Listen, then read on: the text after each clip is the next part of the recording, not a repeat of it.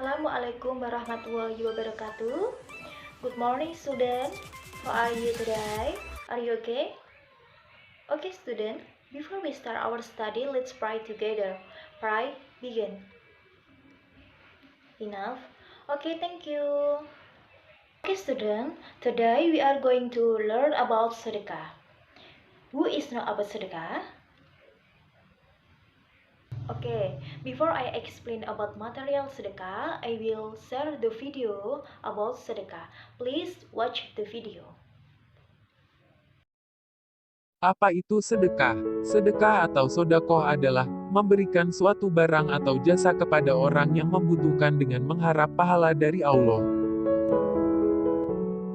Salah satu jenis sedekah yaitu sedekah harta. Yang dimaksud sedekah harta adalah memberikan sebagian harta kalian kepada orang yang membutuhkan. Contohnya, memberikan sebagian uang kalian kepada seseorang yang lebih membutuhkan, sehingga uang tersebut bisa sedikit meringankan bebannya seperti dalam hal kebutuhan sehari-hari. Atau juga bisa dengan menyumbangkan sedikit harta kalian kepada saudara kita yang terkena musibah. Dan yang terakhir, kalian bisa juga sedekah dalam pembangunan masjid, dan amal tersebut akan menjadi amal jariah yang tidak akan terputus sampai kalian meninggal. Nah, itu beberapa contoh sedekah yang menggunakan harta. Maka gunakanlah sebagian hartamu untuk bersedekah. Karena harta yang kamu sedekahkan itu tidak akan berkurang. Malah Allah akan lipat gandakan pahalamu. Jika diibaratkan dengan tumbuhan padi, setiap kalian menanam satu tumbuhan, maka akan menghasilkan beras dengan jumlah yang berkali-kali lipat jumlahnya. Maka jangan ragu-ragu untuk mengeluarkan sebagian hartamu untuk dijadikan sebagai ladang pahalamu.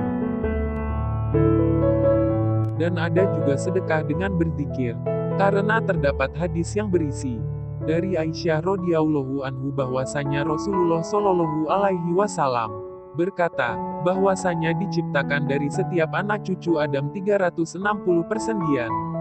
Maka barang siapa yang bertakbir, bertahmid, bertasbih, beristighfar, menyingkirkan batu, duri, atau tulang dari jalanan, amar ma'ruf nahi mungkar, maka akan dihitung sejumlah 360 persendian.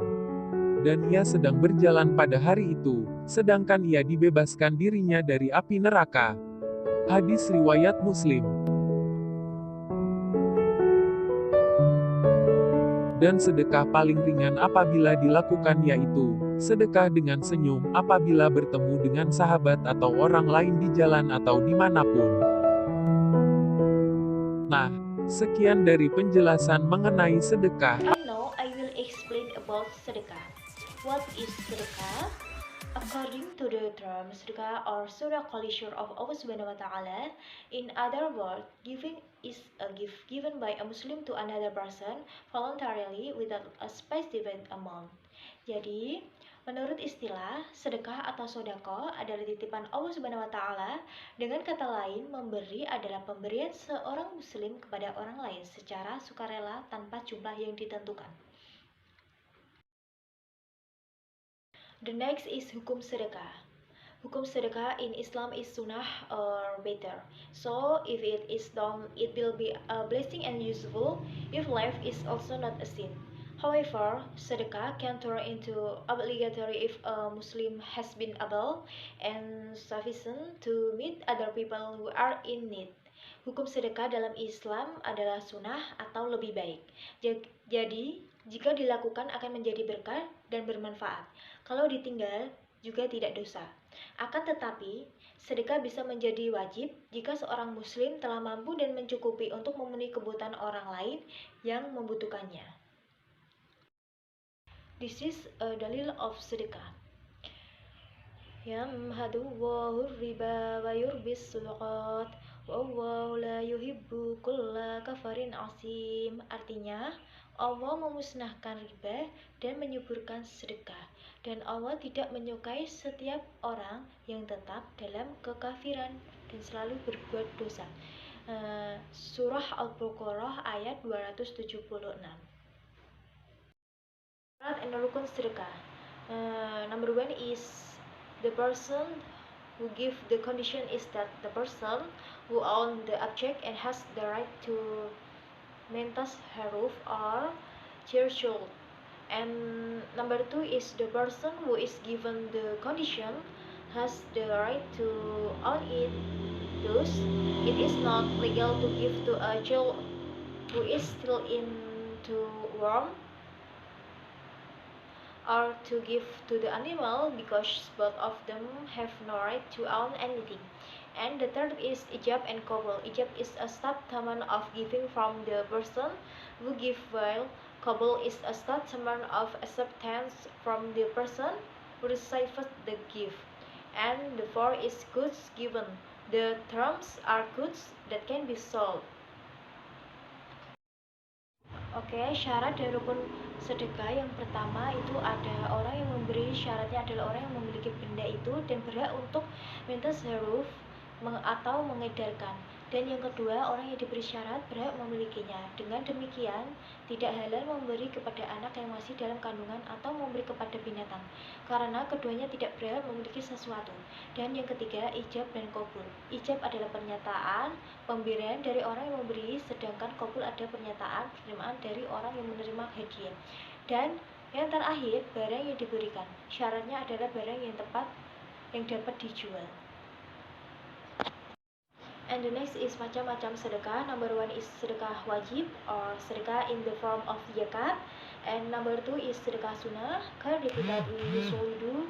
And the third is sedekah sunnah muakkad, sedekah in the form of wakaf and charity jariyah. And the fourth is sedekah mubah or sedekah in the form of gift and grants. Okay, the next, please make a group. One group consists 3 people. Please make a summary about material sedekah. And later, I will choose one by one to present the material today. Have you enough, guys? Okay, I will choose group for Koirunisa. Please explain briefly about your summary. I'm Khairunisa. I'm from Group 1. I will presentation about alms. The word is taken from the letter element 8, dal, in of, and from the acidic element, the word alms is taken because alms show the truth of devotion to Allah.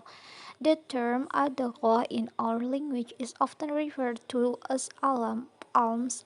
This word is taken from the Arabic word adaqah, which means actually offer something from the one person to another, hope for the pleasure of Allah without expecting anything from someone who given.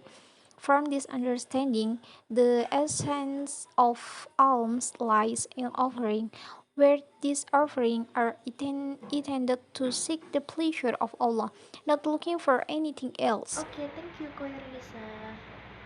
Okay, I think learn today is enough.